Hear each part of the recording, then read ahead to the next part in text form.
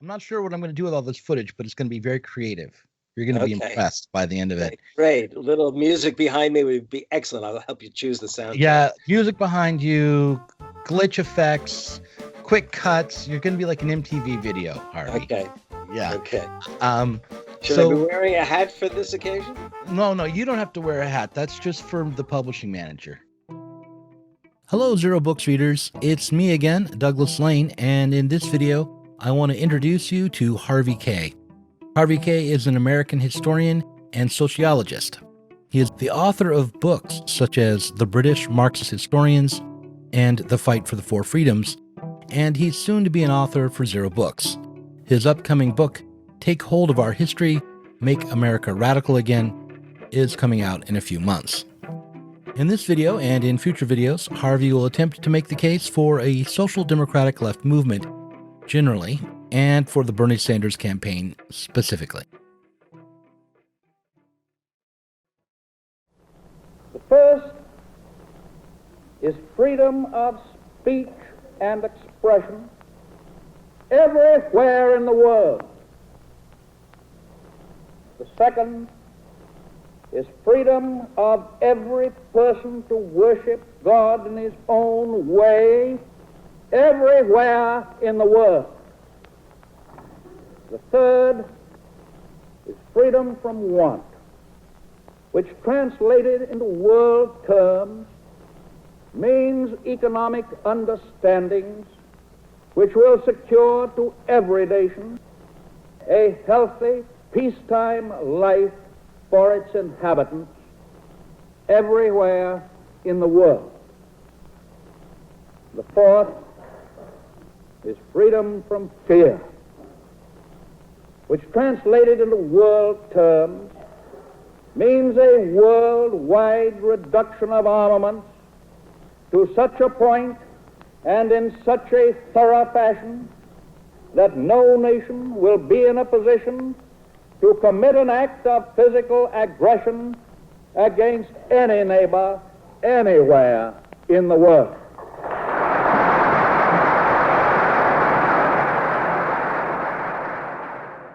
Let's start with this fact that the four freedoms are pronounced by Franklin Roosevelt in the State of the Union address of January 1941. This comes in the wake of it's only the past November that he has been elected to an unprecedented third term as president of the United States.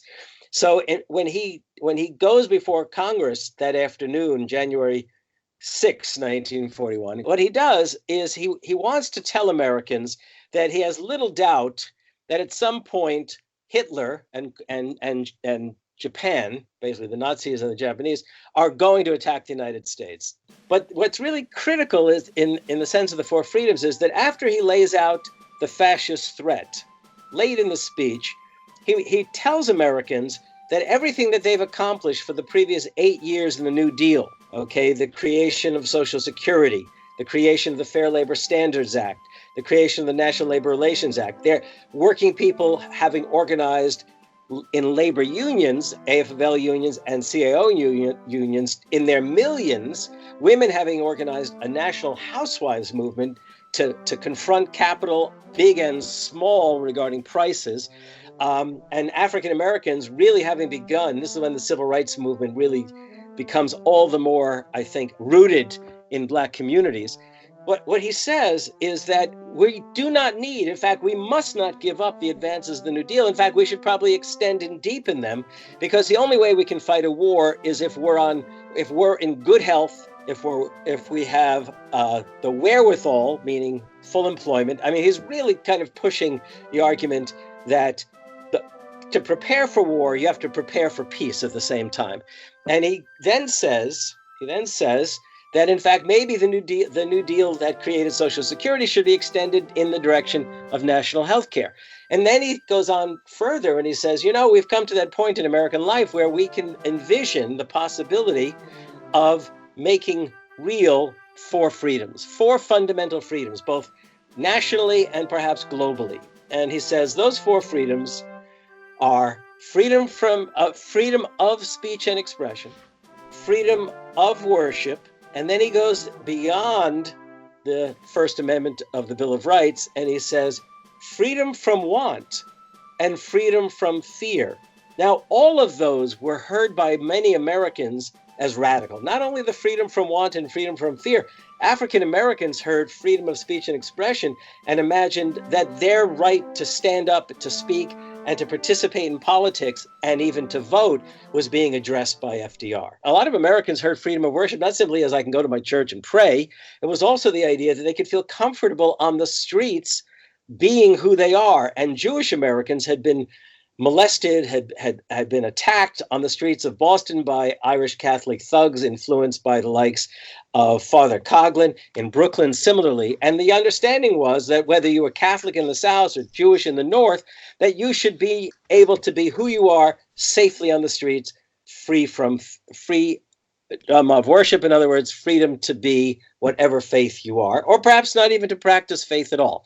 Mm-hmm. Freedom from fear, of course, that took us into the New Deal idea of Social Security, economic security. And for most Americans, that involved not only Social Security for the elderly, but also the possibility of national health care and guaranteed employment, significant. And we can come back to that. And freedom from fear would be the fact that you would not have to worry that another depression would occur and you would be out on the street, penniless, hungry, homeless.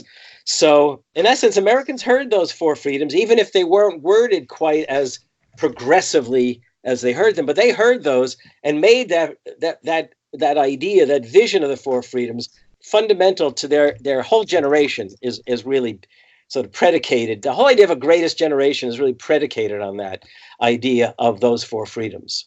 I actually think that the four freedom speech is a call to arms, because FDR and his administration already had the intelligence that an attack was coming. They actually expected the first attack to come from Germany, not from Japan. It's only later in the year that they get the intelligence that they're going to be attacked. We are going to be attacked somewhere in the Pacific. What Roosevelt did in December of 40, before he's giving the State of the Union address, in a fireside chat, one of his famous fireside chats, he actually called on Americans to think about creating an arsenal of democracy, that we would not directly enter the war, but we would actually provide the material, the kinds of arms and material necessary for Britain not to fall to Nazi Germany.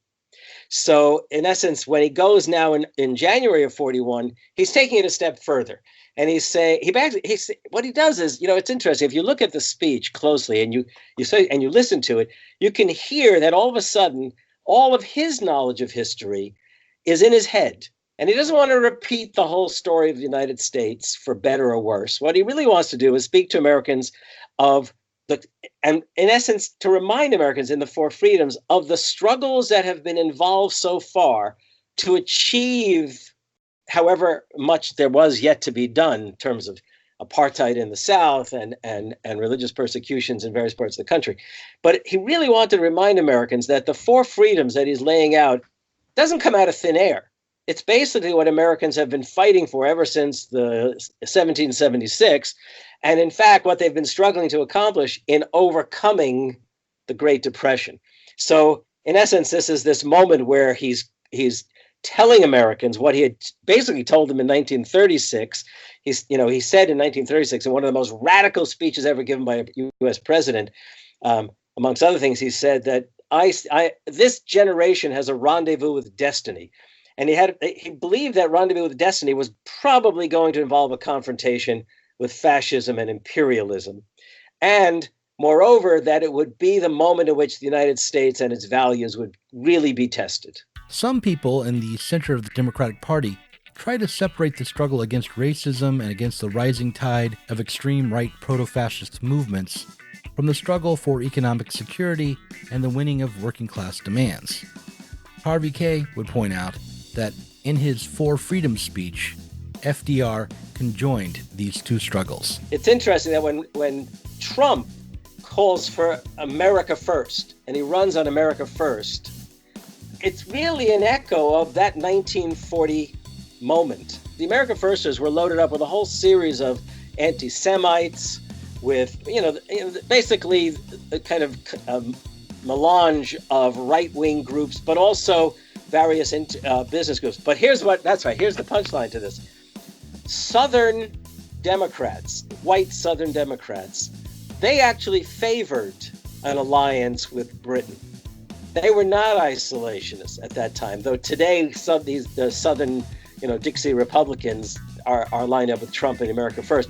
Then they were not, because they had real sympathy for Britain, because you had all of these Scotch-Irish folk in the South who believed it was really important to stand by Britain in its time of need. That was just a historical note. My argument would be this, and this brings us back to the question of why I piss off the so-called left. I see Trump as the consequence of 45 years of class war from above.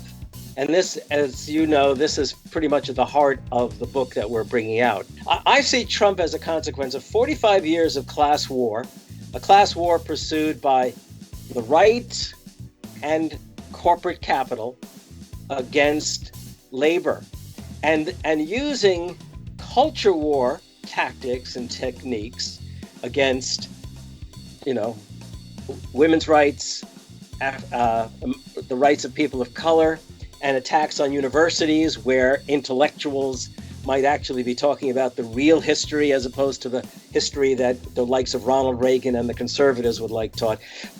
45 years of class war, which went unanswered, effectively unanswered by the Democrats. So here's the thing. If the Democrats retreat, and basically they retreated one after the other, think about this: Carter, Dukakis, Clinton, Obama. You think about the folks called liberals whose policies were fundamentally neoliberal, that is, willing to slash budgets and liberate business. That's exactly the words, by the way, that Jimmy Carter used. Consider the fact that Bill Clinton pushed NAFTA, which was a Republican initiative of George H.W. Bush, before he pursued either any kind of labor law reform or national health care. And then, so over and over again, the Democrats basically turned their backs on working people. Working people, by the way, white, black, brown, if you want to use color metaphors. They did it over and over again. So it comes to the point where people think that working people don't have sort of historical memories, but they don't forget. They don't forget. Thanks for watching this Zer0 Books video. If you enjoyed it, subscribe to this channel and click on the notifications bell so that you'll be alerted whenever we release a new video. You should also consider supporting us on Patreon. Our patrons get access to our Inside Zer0 Books podcast every week and can get access to the Zer0 Books book club and help us to continue making online content from the left.